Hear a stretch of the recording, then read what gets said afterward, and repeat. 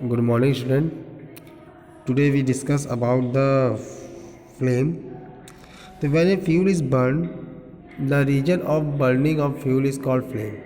तो जब भी कोई फ्यूल जलता है, बर्न करता है, तो जो जिस रीजन में बर्निंग हो रही है उस रीजन को हम लोग फ्लेम कहते हैं. The substance which vaporise during burning give flame. तो ऐसे जो कोई भी सब्सटेंस जो बर्निंग के वक्त वेपराइज हो रहा है, ठीक है, चाहे वो सॉलिड हो या लिक्विड हो, गैस से मतलब नहीं है. गैस वाला तो वेपर हो रहता ही है, लिक्विड वाला वेपराइज हो या सॉलिड वाला वेपराइज हो. तो जो सब्सटेंस बर्निंग के वक्त वेपराइज होते हैं सिर्फ वही फ्लेम देते हैं, ठीक है. इसलिए कोयले में हमेशा लाल लाल सुलगता है, पत्थर वाला कोयला, उसमें फ्लेम जल्दी से देखने को नहीं मिलती है. इसका कारण यही है कि वो वेपर में नहीं कन्वर्ट होता जल्दी से.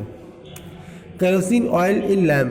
केरोसिन ऑयल जो है लैम्प में या पिघली हुई वैक्स से कैंडल में वो राइज करती through wick and vaporise to form flame. तो सबसे पहले वो जैसे वैक्स की बात करें तो गर्म होने में पहले पिघलती है, आपने फ्लेम के पास देखा होगा पिघलते हुए, और जहाँ पे वो लिक्विड में कन्वर्ट हो रही होती है वहीं पे वो और हीट की वजह से वेपर में कन्वर्ट होती है, और फिर वो वेपर ऑक्सीजन के साथ कंबाइन करता है इग्निशन टेम्परेचर में और large amount of heat produce करता है, जिसकी वजह से फ्लेम का फॉर्मेशन होता है.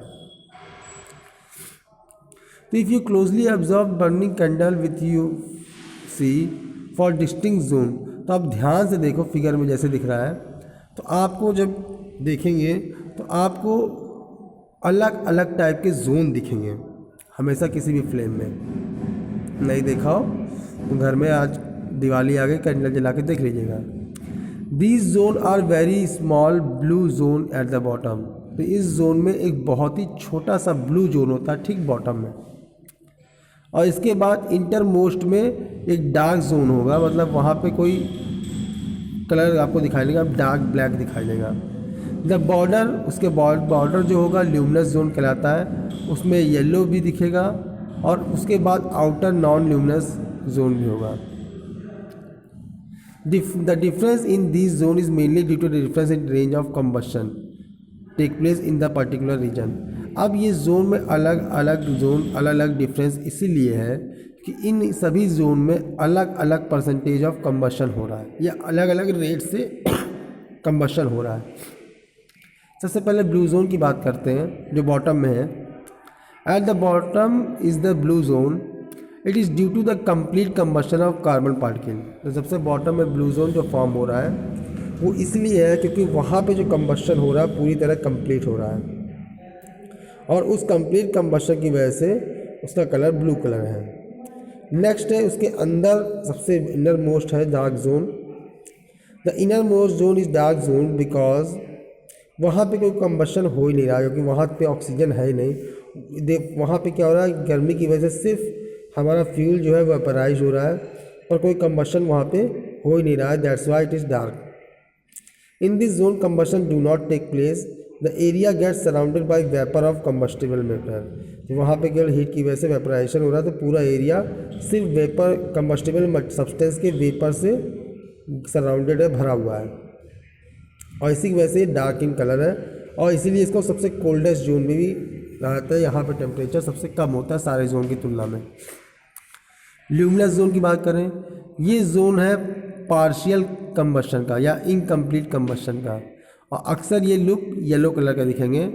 Here the supply of oxygen reduce, क्योंकि यहाँ पे कुछ ऑक्सीजन कम होती है, नहीं जितनी इसको ज़रूरत होती है उतनी ऑक्सीजन नहीं पूरी तरह मिल पाती है ब्लू जोन की तरीके. इसीलिए यहाँ पे कुछ कार्बन पार्टिकल अनकम्बस्टिबल ले जाते हैं और वही फ्लेम की में गर्म होकर स्मोक प्रोड्यूस करते हैं, स्मोक एंड सूल.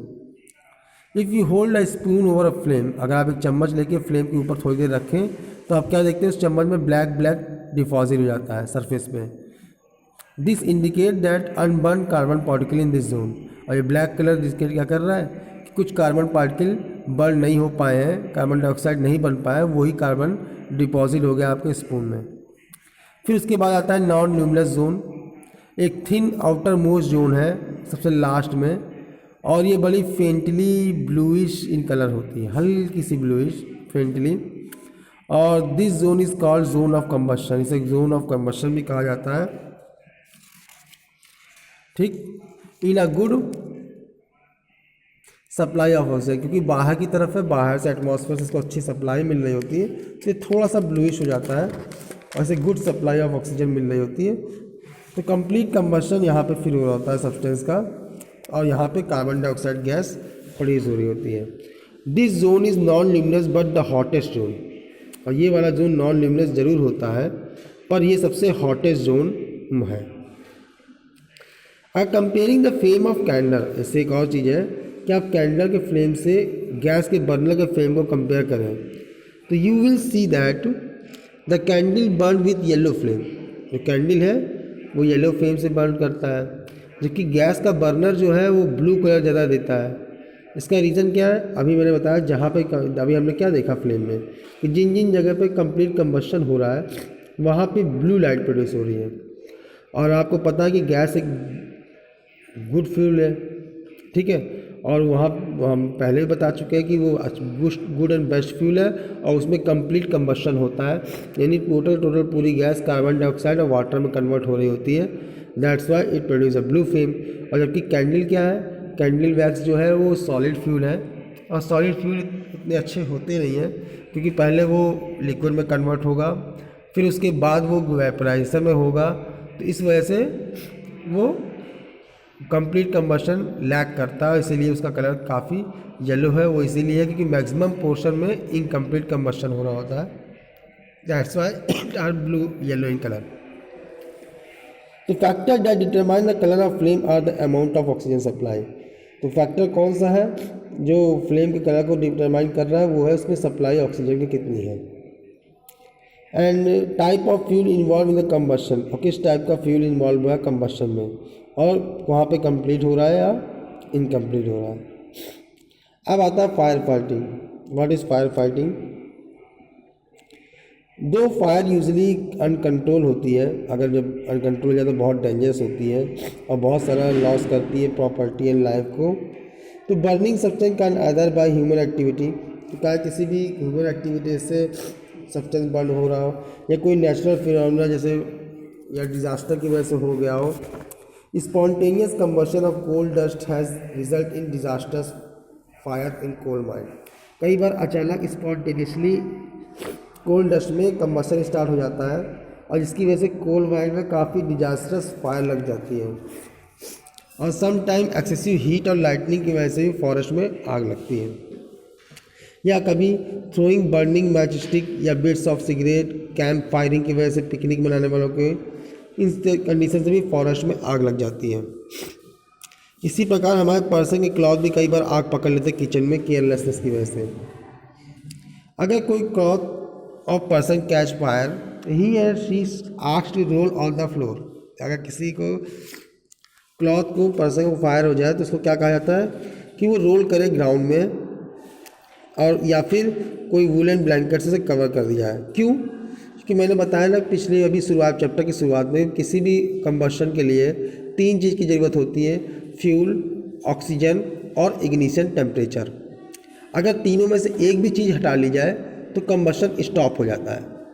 तो उसको हम लोग वूलन ब्लैंकेट से अगर हम कवर कर देते हैं तो वूलन ब्लैंकेट ऑक्सीजन की सप्लाई को कट कर देता है जितनी इसको ज़रूरत होती है अमाउंट में, और फायर रुक जाती है। ठीक है, उसी प्रकार वाटर का स्प्रे करते हैं। वाटर क्यों करते हैं? क्योंकि वाटर ना तो ऑक्सीजन की सप्लाई रोक रहा है ना फ्यूल को, बल्कि वाटर क्या कर रहा होता है, वाटर सिर्फ इग्निशन टेम्परेचर को कम कर देता है, और जैसे ही इग्निशन टेम्परेचर उसका जैसे ही वहाँ का टेम्परेचर इग्निशन टेम्परेचर से बिलो हो जाएगा, अपने आप आग बुझ जाएगी। तो water extinguisher in the extinguish fire in forest, जिसमें वुड ड्राई रिलीज होता है, यहाँ वाटर एक कूलर का काम करता है जो हमेशा टेम्परेचर को बिलो कर देता है इग्निशन टेम्परेचर के।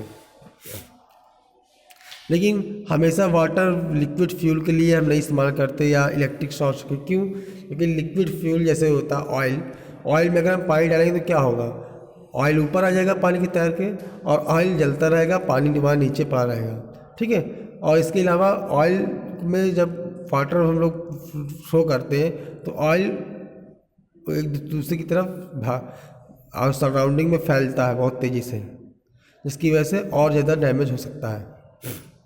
फिर water good conductor of electricity है, तो शॉर्ट सर्किट की कंडीशन में या इलेक्ट्रिसिटी में भी हम नहीं इस्तेमाल कर सकते।